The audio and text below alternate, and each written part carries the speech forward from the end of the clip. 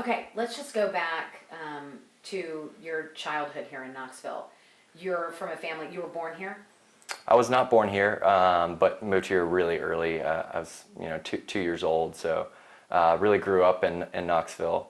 My dad coached, all my sports teams. I'm 10 years younger than Molly, so really grew up with Molly, kind of being that older sibling, watching over us, babysitting, that sort of dynamic. Oh, 10 years older. I don't Yeah. think I realized that. Yeah, Wow.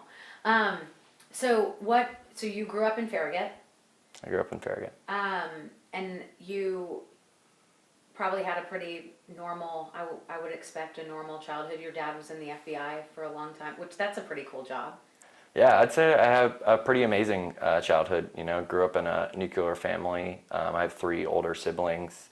I was encouraged to play sports, really encouraged, academically to explore whatever we wanted. We were able to travel as a family. It was a great childhood. And with your dad as an FBI agent for so long, I bet that was kind of cool to tell your friends. Yeah, he retired when I was in middle school, and then went on to work at the Oak Ridge National Lab as a counterintelligence officer. So there was always this kind of like element of mystery of his job and what he did that was a little bit cool. He had the highest clearance you can get. Yeah, he had the highest clearance at Oak Ridge. Talk a little bit about when Molly moved to Ireland. She moved there to be the au pair for the Corbett family. Can you talk a little bit about that?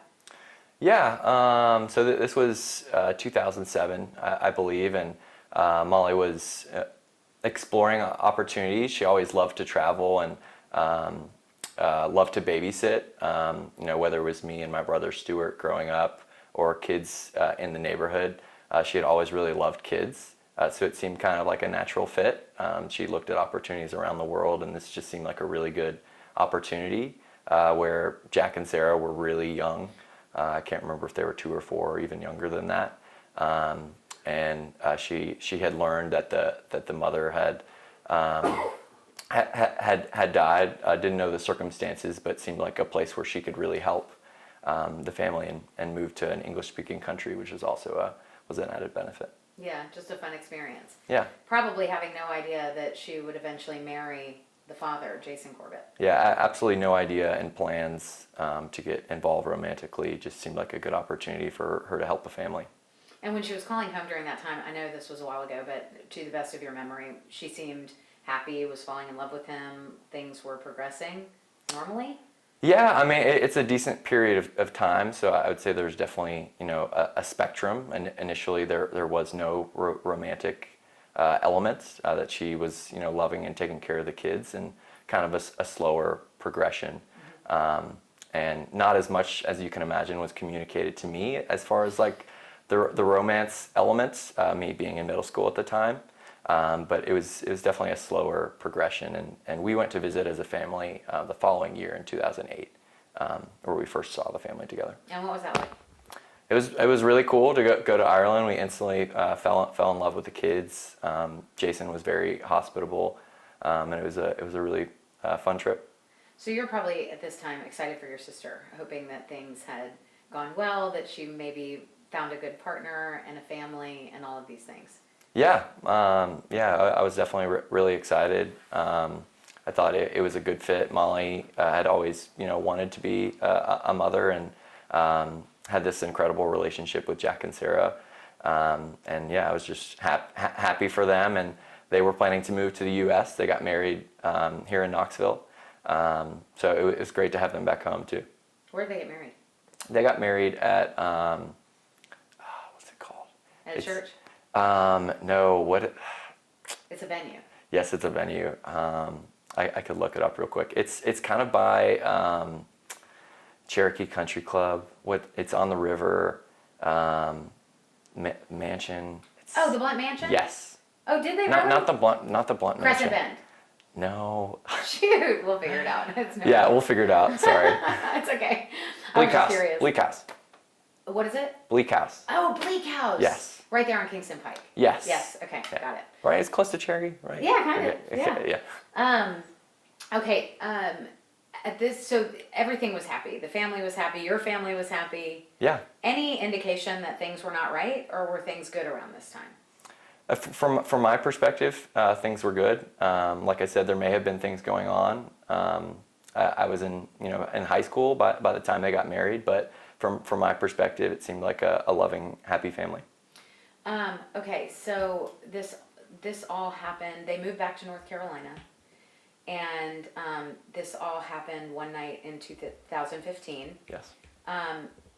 Talk about what your perspective of finding out what had happened to Jason and your dad and sister around that time. Yeah, so the following day, my dad gave me a call and told me the story of what happened, and I could tell that he was really in shock, which, as you can imagine, hearing from any father was a really tough experience, but particularly for my dad, that was always so calm and measured. And I think just going through that experience so recently, it happened in the middle of the night, doing his interview at the police station, et cetera, could tell that he was really tired. And I was in Dallas at the time and immediately drove to North Carolina. What did he say happened? So he's told the same story repeatedly over and over, that they went over to visit the family. Your mom and dad? My mom and dad, and they brought their dogs, and he had brought gifts for Jack and Sarah. Their birthdays were both coming up, so I think he brought Sarah maybe a tennis racket, and Jack was really getting into baseball. He had just gone to a Farragut baseball camp that summer. He even went to the state championships when my older brother Stuart played in them to watch, and he brought one of our youth baseball bats. He brought a baseball bat that I used when I was 10 as a gift for Jack, and he kind of asked me about it, like, how do you feel about giving this gift? And I said, I think that's really cool to pass it along. Sorry, I feel like I'm kind of messing up the timeline a little bit. That was before this phone call. Yeah. But getting back to the phone call. He gave me the context that they were planning to visit. They went over and gave me the full background story of they had dinner that night. Everything seemed good. And then they went to sleep, and he heard in the middle of the night screams upstairs. And he grabbed the bat that he was planning to give to Jack, and he went upstairs and to the master bedroom and opened the door and just saw his absolute worst nightmare of Molly was in a chokehold, and Jason said, I'm gonna kill her. And this kind of went back and forth a couple times where my dad said, no, you're not. And then Jason said, I'm gonna kill her. And meanwhile, he's kind of inching towards the master bathroom. And my dad's getting more scared that once he gets behind the door of the bathroom that he won't be able to save his daughter. And he kind of lays out. It's a little tough for me to comprehend and visualize everything, but the dynamic of what happened, of them going down the hallway, my dad trying to hit Jason, but he's kind of using Molly as a shield. And then the dynamic of the fight shifts of he is now using Molly as a shield and coming at my dad. And once they get into the bedroom, my dad's able to hit Jason a couple times. But while this is happening, he is able to push my dad on the floor, and Molly is able to get away. And he's unsure of what happens during this period. I think his glasses may have fallen, but there's a battle for the bat.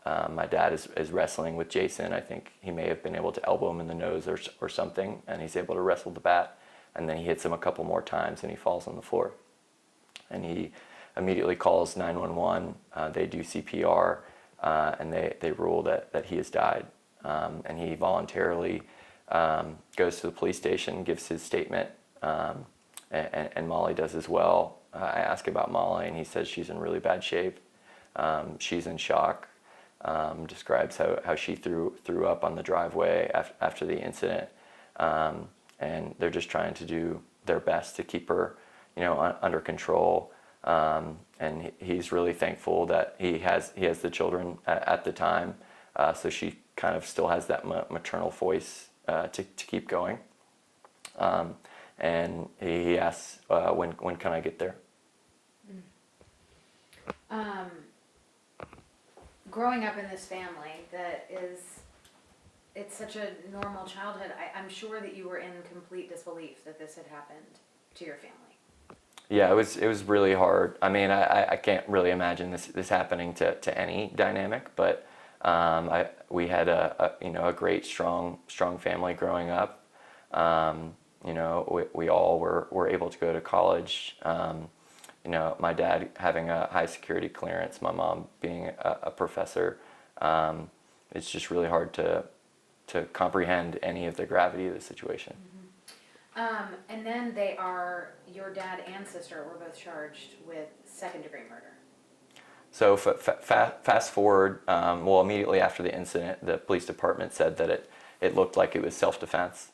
And repeatedly, my dad and sister offered to interview with the police department, and nothing ever happens. And we kind of think that it's in the clear, but we know that an investigation is ongoing. And then out of the blue on January 3rd, we find out that they've been indicted for second-degree murder. So this is 7 months later. It happened on August 2nd, and then they're indicted on January 3rd. So there's some sense of normalcy. Molly is still with the kids. Like, everything is kind of going the way that it was before Jason died? No, so immediately after August 2nd, then there is a guardianship hearing where everything seems like it's going well. Molly has presented tons of evidence of how she was on the PTA, all these things that she has done for the children, serving as their mother, being swim coach, packing their lunches, etc. And it seems like it's going really well. And then a clerk who doesn't have a law degree, who initially said he was going to appoint an attorney ad litem to make the decision of who would be the best guardian for the kids, decides to give the kids to Jack and Sarah's aunt and uncle, and Molly hasn't spoken to them since. Oh, really? So the last time she talked to them was in 2015? Yeah. They're now in Ireland with this sister? Correct. So I'm sure it takes some time to get to the first trial. But there were things that were left out of that first trial.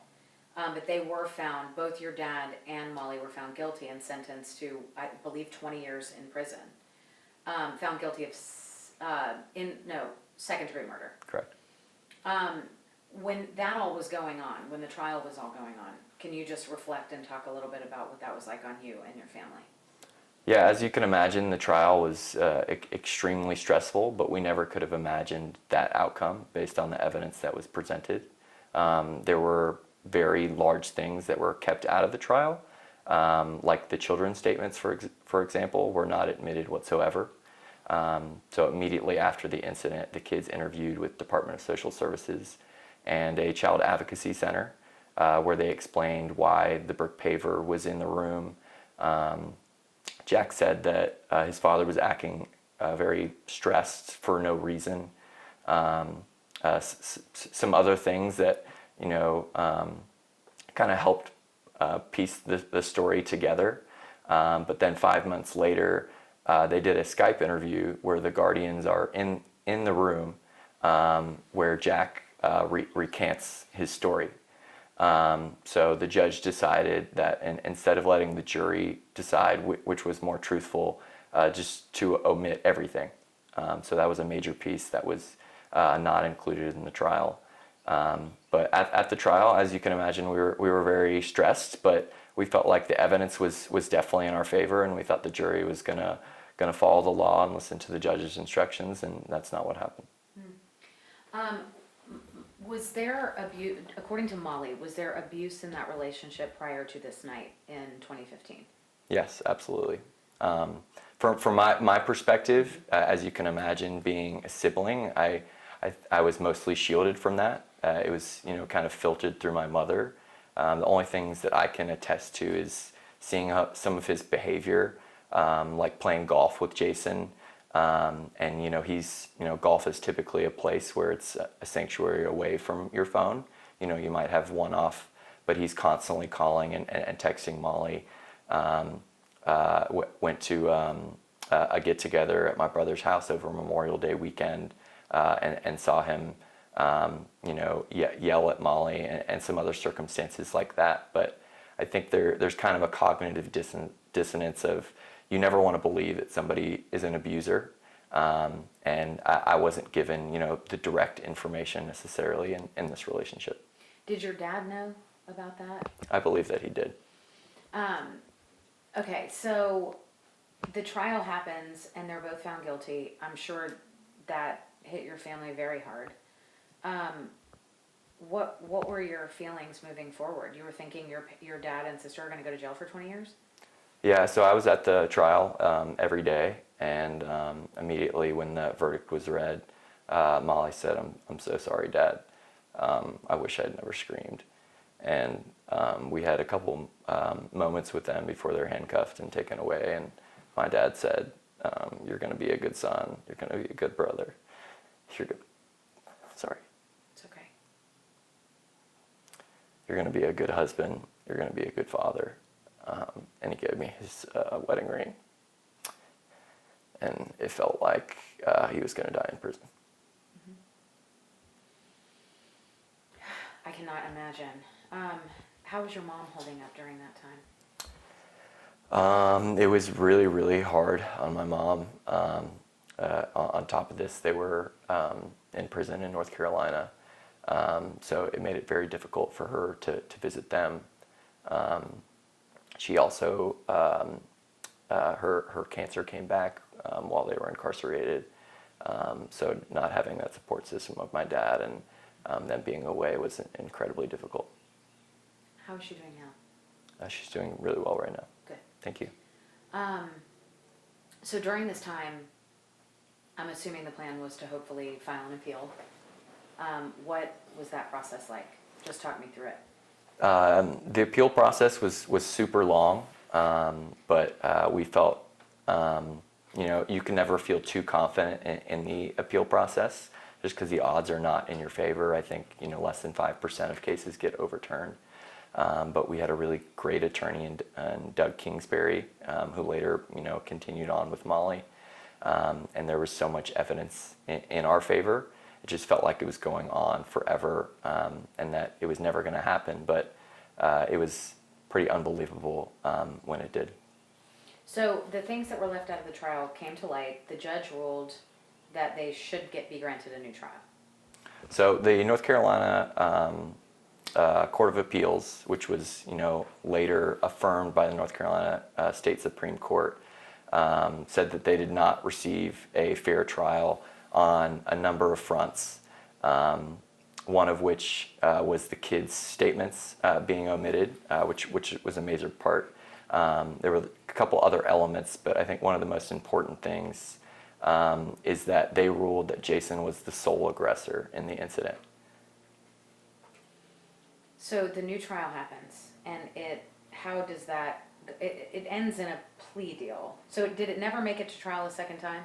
It never went to trial a second time, but part of the reason I wanted to bring up that the court ruled that Jason was the sole aggressor is I feel like armed with that information, people typically would have gone to trial, or prosecution would not have gone forward, because that eliminates a whole lot. I feel like him being the aggressor, it's hard to think that there wasn't self-defense. But having already had our experience so bad with the jury, where they didn't listen to the judge's instructions and interviewed after and regurgitated, narratives from the media, that was a huge contributing factor to why they accepted a plea. And it was voluntary manslaughter. Voluntary manslaughter. And with time served, they got out a year later? 7 months. 7 months later. What was that day like? Absolutely incredible. I'll never forget my dad's facial expression the first time that he saw his niece. Which niece? I believe this would have been Lucy, my brother Stuart, his oldest. Oh, okay. And he was seeing her for the first time? Yeah. Oh, when he got out of jail, because she had been born while he was incarcerated? Yeah. Gotcha. What was his face like? Just pure joy? Just pure joy. Yeah, I mean, imagine just seeing a grandfather seeing their grandchild for the first time, and that, but even more. That's just incredible. So now they're back in Knoxville. How are they doing? This has now they've been out for almost a year. Yeah. We're referring to present, right? It's hard to get confused because they got out of prison twice. Yeah. Sorry. Yeah. Yes. Present time. They've been out for a year. Yeah. From when the case was overturned. When the second trial, the plea deal was reached. They got out a year ago. And just to clarify, there wasn't a second trial. It was a sentencing hearing. Sentencing hearing. Yeah. I'd say my dad is doing really well. He's just so grateful for all the small things in life, to be with his wife, who he's been married to for 50 years. I'm now back in Knoxville, being able to see his grandkids, just really enjoying life and his freedom. And Molly definitely has elements of that, but it's harder for her. She's 40. She's in kind of the thick of her life. She's not retired, and there's been a lot more media scrutiny and harassment, and she struggles a little bit more with the trauma. But overall, I think she's really grateful, and she's doing really well, all things considered. Is she able to work? So she is finishing. She's actually graduating this week from college. Okay. So finishing her degree. Yeah. And has she? I know that it's got to be a tricky situation with the family in Ireland. Has she tried to reach out to the kids at all? Is that just like it's a no-go? Yeah, it's a no. There was a court order at the beginning to not contact, and since that time, I feel like there's been the most extreme parental alienation you could ever imagine. At the sentencing hearing, the judge said that he could tell that those kids were loved and that Molly loved those kids, and they have recanted everything. They have said that Molly is an abuser. They have said all these horrible things where they have just been brainwashed to hate Molly and our whole family. The sister has custody, or had custody. I think they're of age now to be independent.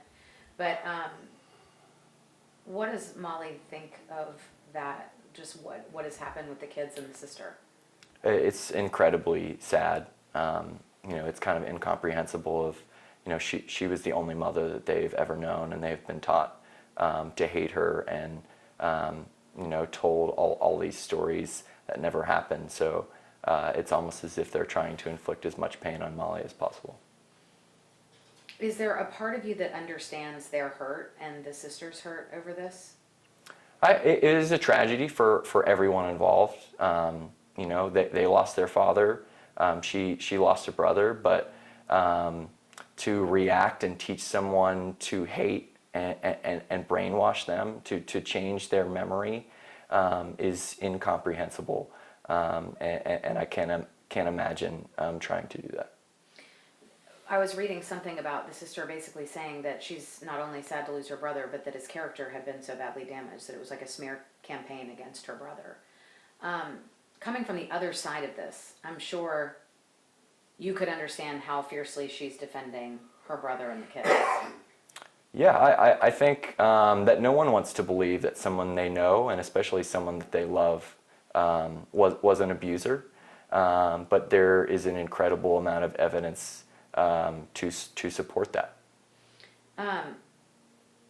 Talk about this documentary. So your dad and sister are both going to be interviewed in the documentary. In light of all this, do Netflix producers come to them and go, hey, we're doing this documentary, you can either be a part of it or not be a part of it? Yeah, basically. And they wanted to speak up on their own behalf? Yeah, so since the beginning, our attorneys have advised us not to engage with media, that the law was in our favor. But now that the legal process has played out, it presented a good platform to tell their story. But I will say that there's always an element of skepticism that our family has not been treated very well by the media, and you never know what they'll cut and what narrative they'll tell. I interviewed with the studio for over 4 hours, and they informed me 2 weeks ago that I was entirely cut out. In the Netflix documentary. Yeah. Have you guys seen the final cut? No. Is this re-traumatizing to have this on such a large scale? I mean, Netflix is a huge platform, and usually these kinds of documentaries are in their top 10 most watched. What does that feel like? It definitely conjures up a lot of bad memories and anxiety, particularly for Molly. I think most of our family we can remove ourselves of we didn't have that maternal relationship with the kids. It's hard to imagine them saying all these horrible things about her when she was their mother on a daily basis. Whereas for us, we can mostly view it as we love those kids and they're just not the same people that they were then. So we try to be as supportive to Molly as we can, but for us, it's a little bit easier.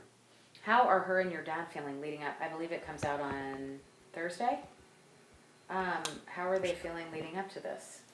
Definitely anxious. Like I was saying, is you never know what narrative they're going to portray. They cut me out, which I think is telling of some sense, but we also feel confident that it's going to introduce some powerful things that haven't come to light for the mass audience. Describing Jason's first wife's death and the circumstances around that.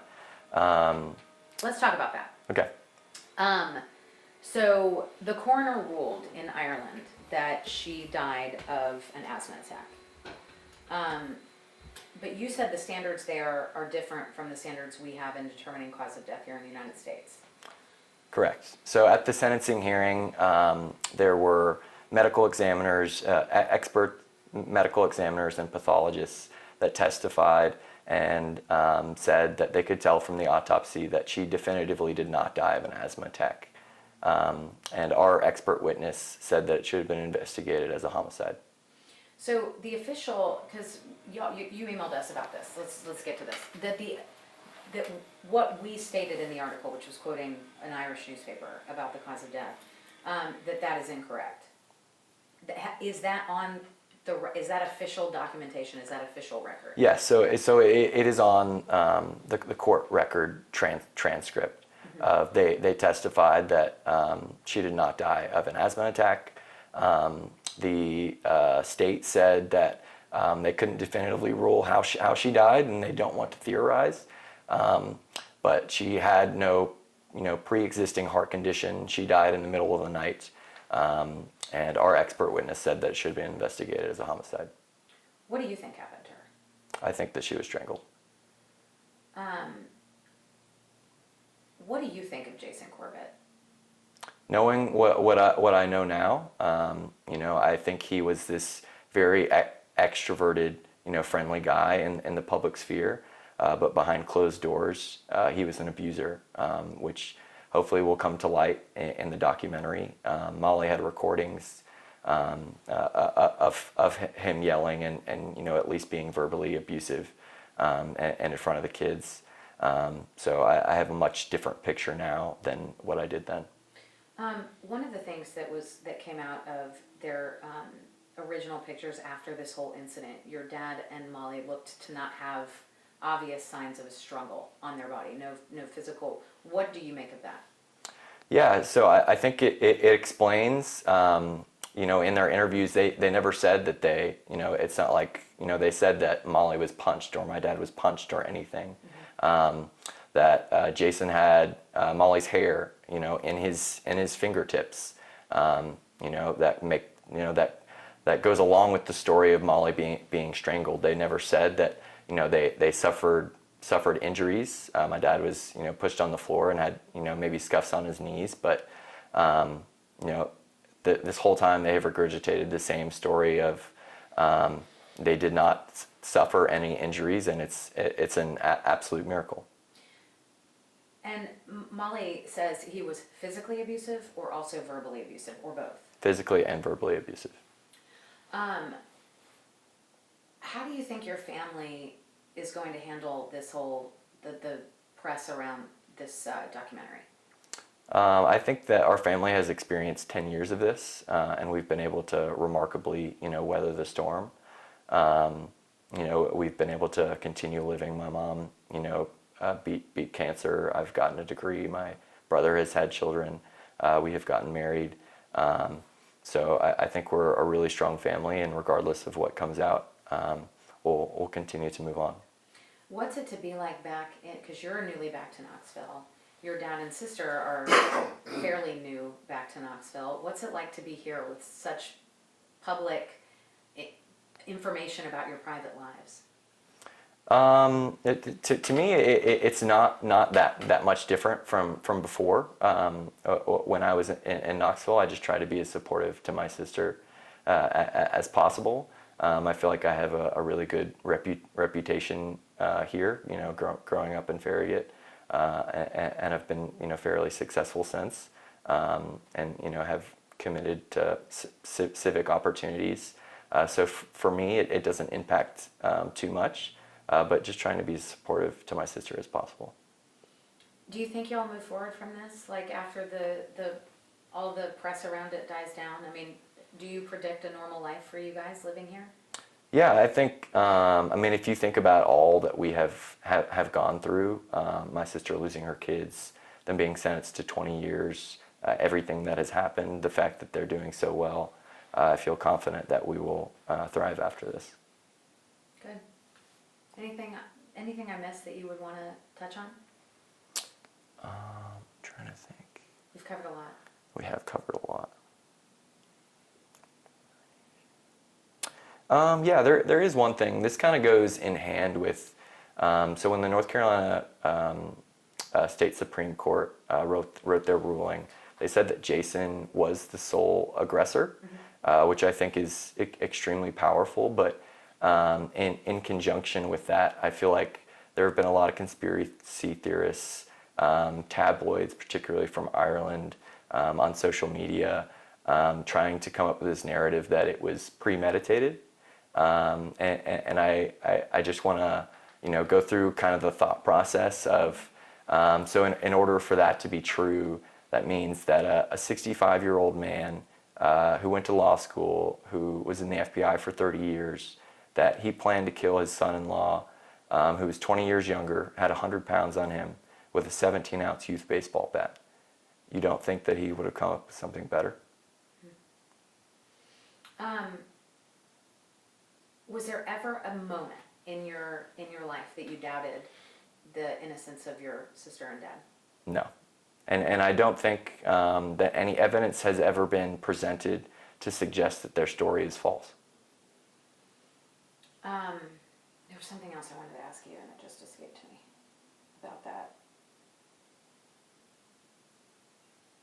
Oh, I forgot. It's gone. It's gone. It's impossible to remember everything. I know. There's so much. There's so much. I'm just so sorry. Okay. I think we're good.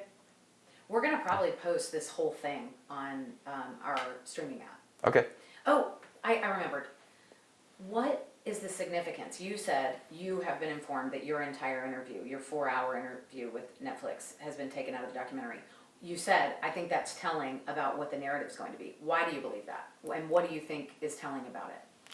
Yeah, I think that not many people from our side, our family side, are going to be represented in the documentary. So I think it's telling that they cut out my input. Even though I have known my dad and my sister my whole life. I was at the trial. I was at all the appellate briefings. I was at the sentencing hearing every day. But instead, I feel confident that they're going to put people up there that will make things up about Molly that don't know her near as well, just to sensationalize the story. Do you have any idea who's interviewed beyond Molly and your dad? I do know that the kids have interviewed, and Tracy and the attorneys involved.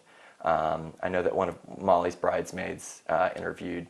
One of the sexual abuse expert, domestic abuse expert witness from our side interviewed as well. Is the bridesmaids still friends with Molly? No. Okay, so you are concerned about what's about to be portrayed. And I think that's a pretty stark example of I feel confident that they reached out to that person and, obviously wanted to interview them. And it feels like they will, try to conjure up and push that narrative about the wedding versus my perspective.